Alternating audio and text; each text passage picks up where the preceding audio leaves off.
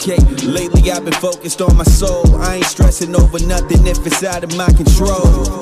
Shit, Lil Parker rock and roll. Gotta take them people higher, I can't let them stop the zone that I'm on. Lately I've been going. I feel great. We're currently at 2.4K views on YouTube. People are now asking about the sequel. The story was well received, and I'm glad that I was able to not only make my dreams come true, but my cast and crew dreams come true. I'm very humbled by it, very grateful,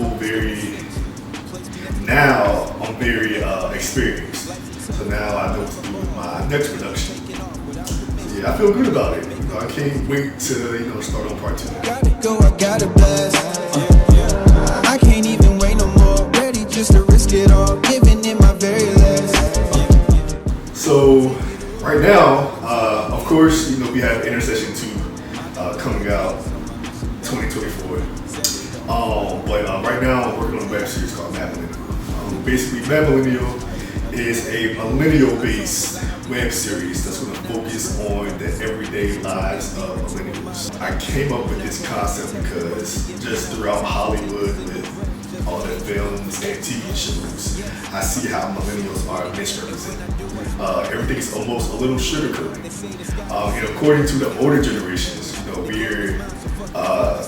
we're lazy, we're arrogant, we're irresponsible. Just all these negative terms that somehow fit with millennials, and no one understands us. No one understands the way that we think, the things that we do, and just how we conduct this thing called life. So I decided that I wanted to show some representation with millennials through my art. So just with Mad Millennial, it's just going to touch on the everyday things that we focus on. For example, our careers. A lot of people, especially the older generation, say that we job hop and we don't want to work, and we give 60% at work, and we want to go to entrepreneurship, but no one never asked us why do we think the way that we think. Like, there's so many negative connotations of why are you doing this? Why are you like this? Relationships. I know a lot of millennials say that their goal is to get married. And the older generation would never understand that. Especially just with today's economy and just the way that the world is going now, us millennials, our way of thinking is changing. With the older generation, it was almost like about a book thing. So now I'm thinking outside of the box, and I'm thinking how can we tell our stories without being derogatory to the older generation, our elders. So that's just a little bit about it. And of course, like I said, Intercession 2, that's in the works soon. Same original cast, enhanced story, powerful message, 2024.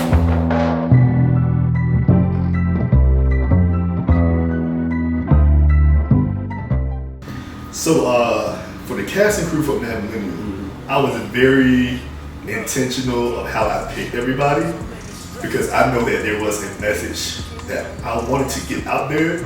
But with me producing and constructing this message, I had to be with people that understood my vision and understood the vision. So my vision and the vision. And the vision is basically telling our stories as millennials. My vision is telling our story effectively as millennials. So with that being said, everyone that I reached out to join this project, I gave them a rundown of my why. And then I asked them of their why. You know what I'm saying? Like, why exactly are you, doing what you're doing?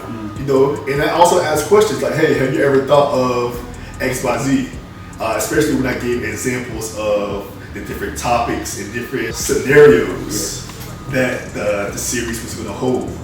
And when I saw that, they were relating to it, and, they felt that they agreed with it, that's when I knew I made the right pick. So like I said, I was very intentional about this project. And the start was getting people that understood the vision and my vision.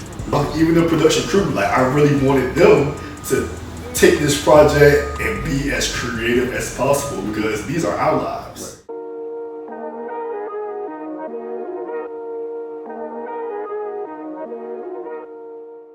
One big influence of this project is Insecure by Zara. And that's just how real the characters were. You know, like we see a lot of TV shows, a lot of web series, a lot of films that have these scenarios with the sugar-coated actions. That's how I'm gonna name it. Yeah. You know, Yeah. because you will look at something like, you know what, they wouldn't do this in real life, or I wouldn't do this in real life, or it wouldn't even work out like that in real life. But with Insecure, like it was literally, you know what, that's what's supposed to happen.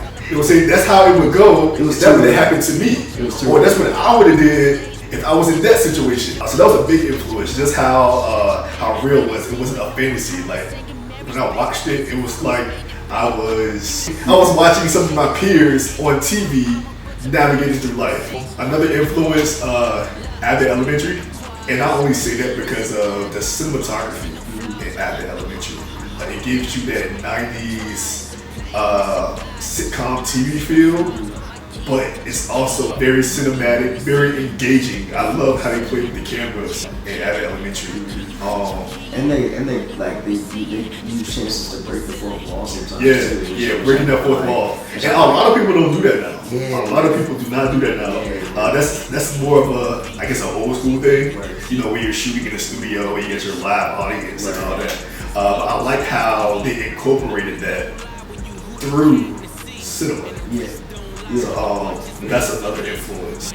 My last influence will be Snowfall. And I only say that because of the storyline. How it grows. Like every episode, you know, you're seeing that character development. You're seeing the new settings and atmospheres. You're seeing the growth of the character visually. I love how the actors were, you could tell their growth just by their mannerisms. And that's one thing I kind of kept locked up here, because that's one thing that I never noticed. Like, you know what?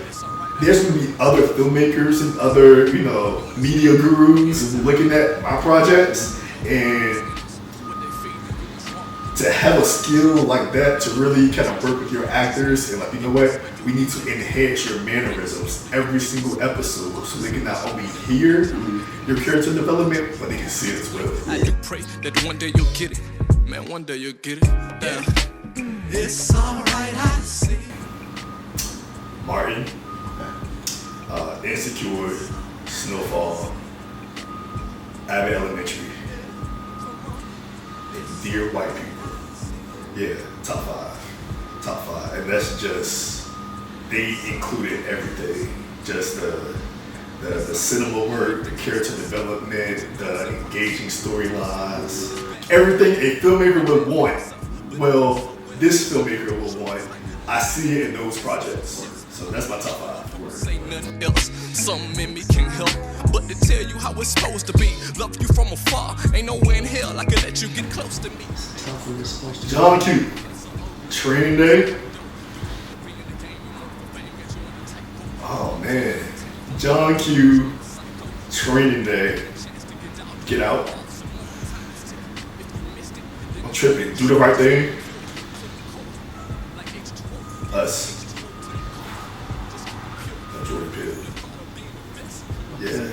Yeah, I've been there and I did that before. Come on, yeah. It's alright. Spike Lee. Will Packer. I mean, he's more than a producer side, but he's still a filmmaker. When I say Spike Lee, Will Packer,